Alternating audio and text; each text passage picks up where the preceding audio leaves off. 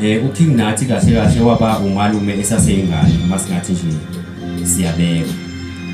So ngakhula ngendlela engakhula ngayo yanginikeza umdlandla nomfutho kwaya ngamove endaweni yasemakhaya le engakhulela kuyona ngaba sendaweni yaseDahakral.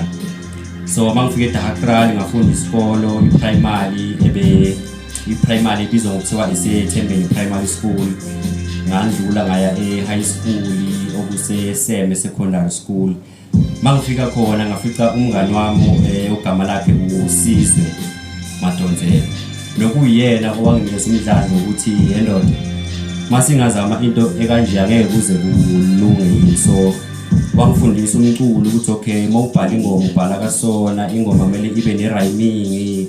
Wangifundisa nje okuningi. So ngaqhubeka ke nami ngendlela yami